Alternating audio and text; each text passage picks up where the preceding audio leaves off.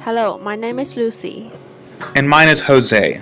We are students at the Conrad Hilton College of Hotel and Restaurant Management. And we are presenting an analysis of Emirates Airlines. Our methodology in analyzing Emirates includes the headquarters location, the history of Emirates, the mission and goals of the company, a brand identity prism of the company, a semiotic square analysis of their customers, an analysis of their ServQual model, a gap analysis, and suggestions on any gap analysis issues. The headquarters for Emirates Airlines is located in Dubai, in close proximity to Dubai International Airport, which is the third largest international hub in the entire world. The location being so close to the Dubai airport is crucial because it is from its location that Emirates is able to fly to its 140 locations around the world. Next, we will discuss the history of Emirates Airlines. Emirates Airlines had its beginning in March 1985 under the leadership of Sheikh Ahmed and Maurice Flanagan, with backings from Dubai's royal family. The young airline would go on to lease its first aircraft from Pakistan Airlines. Emirates Airlines devoted itself to expand its routes and accumulate aircrafts in its initial developing period. In 1992, the company became the first airline to have video systems installed in all seats in all classes throughout its fleet. This shows their dedication to customer service and desire to treat every guest as if they're first class. In 1996, the airline company launched its first sports sponsorship for the Dubai World Cup, just a small precursor to what would be a name known for sport sponsorship. This same year, the company received its first OAG award as being the best airline at the time.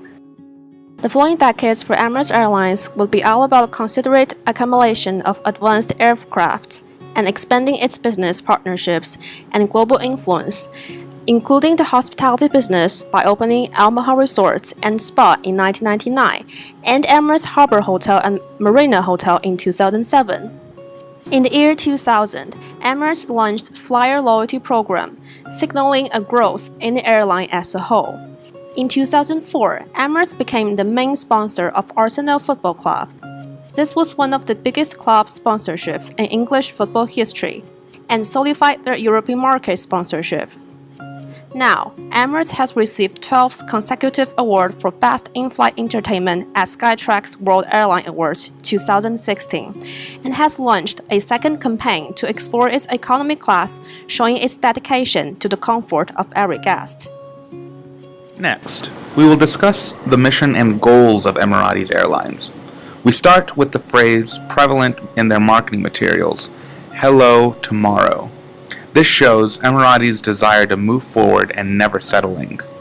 The idea of having one continent as their mantra shows that they want to expose their guests to every facet of the world. Now we will look at brand identity prism of Emirates Airlines. Starting with brand physique, the company focuses on customer experience. When guests reach its airport hub, Emirates Airline provides dedicated lounges with fine wines and free shuttle drive services. When boarding the plane, guests see firsthand the innovative technology implemented by Emirates.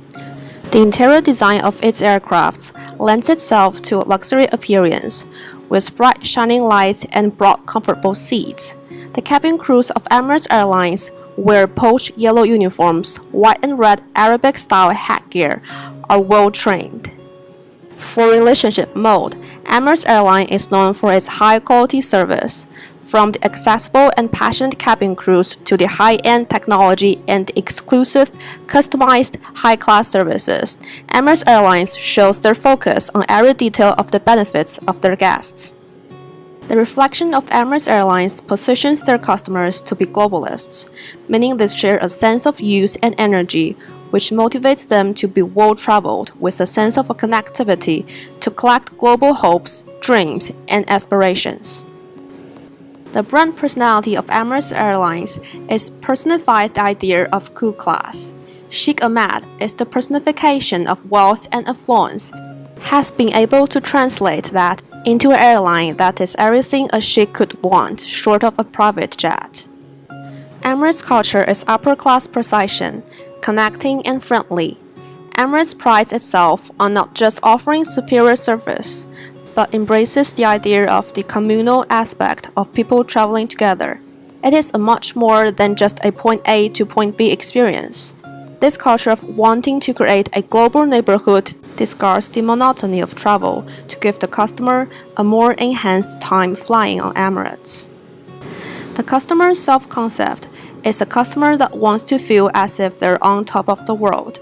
Internally, they want to feel as if they're as regal as chic themselves in how they're pampered from lift-off to landing. Externally, the customer should feel almost as if they're having an experience of luxury that is visible to everyone asking how their flight was. We will now look at a semiotic square of Emirates customers. On the left of the semiotic square, we have the business travelers. On the top end of the spectrum are the colleague travelers. This group travels in packs as company representatives, either on the executive level or as co-workers needing to travel the world for business. On the bottom of the business traveler spectrum is the solo business traveler, the solo businessman, looking for the expediency and comfort Emirates provides. On the right side of the spectrum is the leisure traveler. On the top of this spectrum are families looking for a total experience whenever they go on vacation. On the bottom are the adventurers, traveling by themselves but not wanting to sacrifice the creature comforts they are accustomed to. The top two groups share a loyalty to Emirates brand because of the experience they have had and want to share that experience with others. The bottom two groups share the desire to have an experience during their flight and not just travel because the flight is convenient. Moving on to reviews, we looked at more than 200 TripAdvisor reviews which were scored between 1 and 5 stars. Around 81% of the reviews are 4 and 5 stars, which would be grouped into a good category. The remaining 19% are 1 to 3 stars and show areas that could use improvement. Using a surf call model, we determined the 4 dimensions Emirates Airlines should consider moving forward in order to provide their customers with an even more enhanced experience. Tangibles, which includes seat comfort. Reliability, which includes standardized check-in and boarding. Responsiveness, which is a prompt check-in and boarding service. And empathy, which is direct customer service. Starting with flight comfort, first-class passengers had nothing but positive things to say. However, some economy class passengers had issues with seat size and seat comfort. Looking at standardized check-in and boarding, we noticed some inconsistencies in the quality of service being provided at the ground level. Some guests had a very straightforward experience while checking in, while others noted a lack of quality different than that offered on the plane. For prompt check-in and boarding, we saw that there was a concern with delays. Not the delays themselves, which were at times unavoidable, but with conveying information to guests about how long a delay would be and when the airline was aware of an issue. With customer service, we focused on the issue of damaged luggage. Some guests had a straightforward procedure in getting reimbursed, but others had difficulty in communicating with Emirates customer service, as well as being unsatisfied with the amount they would be compensated. Using these customer reviews, we used a gap analysis to group the 4 issues into the following gaps. For gap 1, a mismatch between the customer's expectation and the service provided, we grouped the issues of flight comfort and prompt check-in and boarding. For gap 2, which is the service provided by Emirates and how it is perceived by the customer, we grouped standardized check-in and boarding as well as customer service together. Our recommendations for addressing these gaps are as follows. For seat comfort, the issue being that some passengers found their seat uncomfortable, it should be clearer in the ticket purchasing procedure how much space will be available. If a guest has too high of an expectation as to how much room they will have, they could be dissatisfied when offered a smaller seat. For prompt check-in and boarding, the issue of inconsistent ground customer service arose. One way to address this issue is to have continued customer service education implemented to the ground staff. Having this available would constantly keep the staff up to date in how to handle guest issues and how to provide the most prompt service. Looking at standardized check-in and boarding, the issue of flight delay information being conveyed to the passengers before boarding could be resolved by implementing a messaging or email service to its customers so that they can arrange their travel plans accordingly. Finally, we look at customer service and the issue of damaged luggage. One way to address this concern would be to implement a graduated value of reimbursement based either on ticket class or the level a customer is at in the loyalty program. As a customer grew in value, the amount of money they could be reimbursed would grow as well, which could create an incentive to fly exclusively with Emirates.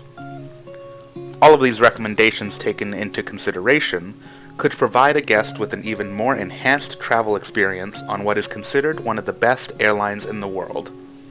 Thank you for your time, and fly Emirates.